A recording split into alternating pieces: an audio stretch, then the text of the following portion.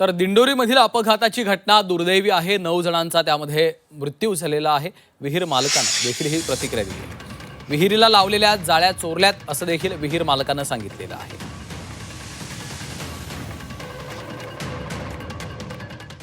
ही अर्थात दुर्दैवी घटना आहे।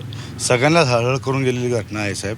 आणि आमचे पण लहान लहान मुलं आहेत, त्याच्यामुळे आम्हाला पण फार म्हणजे न भरून निघणारं हे जे कुटुंबावर ज्या आघात झालेला आहे तो न भरून निघणारं नुकसान आहे आणि हळहळच व्यक्त केली पाहिजे या गोष्टीची।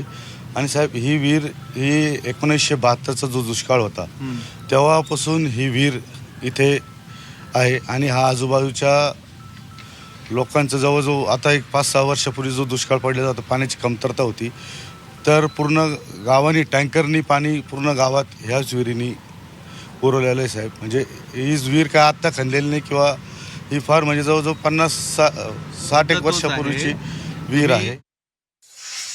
तिथे जाळी होती, पण ॲक्च्युली काय झालं साहेब, ती जाळी इथं म्हणजे पहिले एवढी रहदारी नसल्यामुळे काय झालं साहेब, ती जाळी होती, कोणी अँगल काढून नेले, कोणी तारा काढून नेल्या, त्याच्यात आमचं पण भरपूर नुकसान झालेलं आहे साहेब। घरी सीसीटीव्ही आहे, तुम्हाला हे दिसलं नसेल? नाही साहेब, तेव्हा सीसीटीव्ही नव्हते, तेव्हा नव्हते सीसीटीव्ही, आत्ताच सीसीटीव्ही। आता लोक सांगताय 6 वर्षापासून आम्ही मागणी करतोय त्याला जाळी बसवायला पाहिजे किंवा हो, आमची पण मागणी साहेब, आम्ही पण नगरपंचायतीकडे दिलेली आहे। पण विहीर तुमचीच आहे, तुम्हीच हो साहेब, नाही साहेब, आता ते कसं आहे, हा रस्ता नगरपंचायतीकडे गेलेला वर्ग झालेला आहे, त्याच्यामुळे तर नगरपंचायतीने आम्ही त्यांना विहिरीची मालकी कोणाची?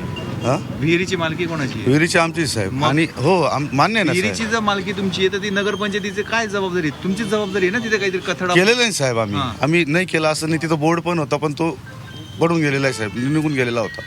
म्हणजे फार म्हणजे आम्हाला पण दुःख आहे त्या गोष्टीचं।